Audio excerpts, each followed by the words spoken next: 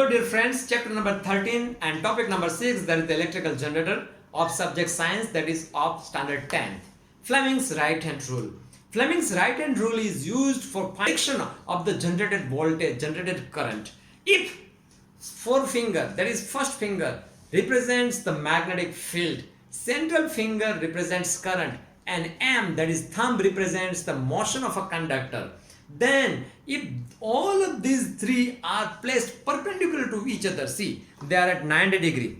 This forefinger field, central finger C, central finger current, forefinger field, and thumb M, motion. So if we apply this three finger rule to the generation of electricity, then how can we say the direction of this induced current? Let us understand. If there is a magnetism which is having the direction like this, if there is a movement M is in this direction, then the current which will be induced in the coil will be represented by this finger, that is this one, right? So Fleming's left hand rule is used for the motor, for finding out the direction of the movement of the motor, for movement of the armature, whereas Fleming's right hand rule is utilized for finding out the direction of the current which will be induced in the current coil, right? Now let us understand the concept of electrical generator. Once we have understood about how to find out the direction which will be induced in the current, let us now learn about the electrical generator. There are N and S. These are the two poles. In real practice, there will be many magnets will be there, and these magnets are generally prepared artificially by electromagnetism, right? They are actually, these magnets are prepared by electromagnetic phenomena, which we already studied in our previous videos. So here N and S. So direction of field, that is F, is N and S. So this is the forefinger, first finger. So this will be the direction of field.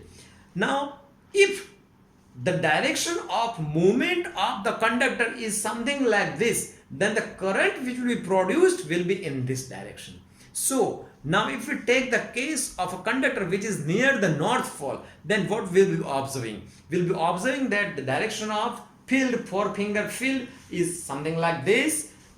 The conductor which is placed near the North Pole is having, for example, movement like this. We are rotating it like this, so it will move like this, hence the current will be like this. So the direction of the current which has been given already in the picture is going inside. Now the case is reversed.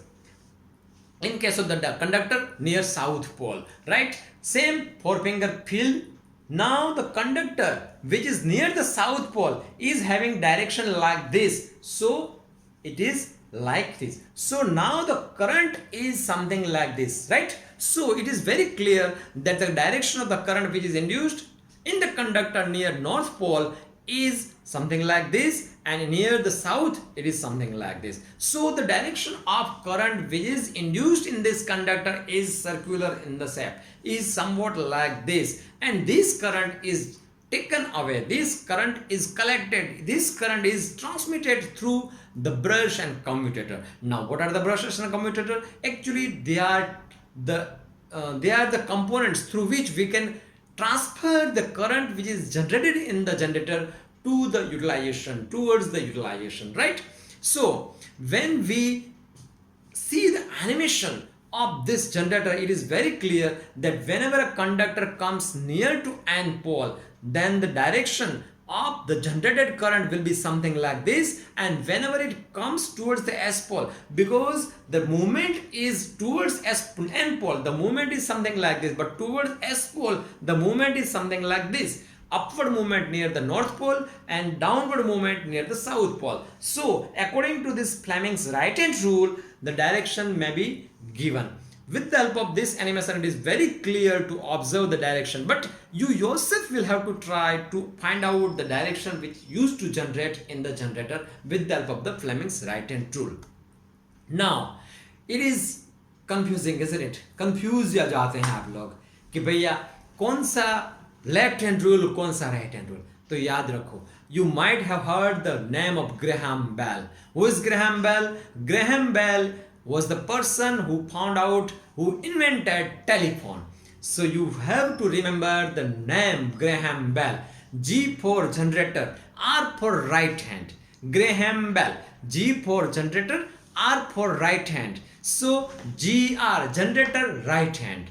M for motor, L for the left. So motor, left hand. So in case of the motor, you will have to use the left hand, and in case of the generator, you will have to use the right hand. So you will have to use the word, you will have to remember the word Graham bell. This type of the technique you yourself will have to try to understand, and you yourself will have to create. For example, this Graham bell word I myself have invented, I myself have found out by my own way for the sake of you people.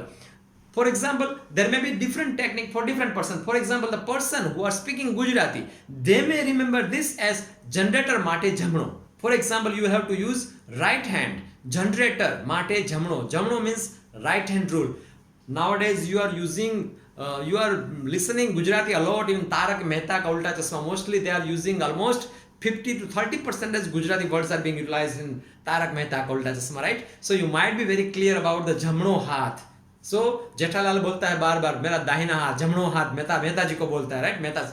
So this Gujarati people may remember generator માં જમણો, બાકી બધા માટે ડાબુ. In short, if you are not Gujarati, you will have to remember the word Graham bell. GR, Graham bell. G for generator, R for right, and M for motor, L for left. So this Graham bell will help you remember, or you may devise your own method of remembering this right hand and left hand techniques for finding out the direction of induced current in case of generator and direction of movement in case of the motors. But remember, in most cases you will have to use the right hand rule. Only in case of the motor you will have to use the left hand rule. I hope this left hand right hand rule technique are now very much clear to you. And if not, you will have to devise your own way to just recollect whenever they are required. Thank you for watching.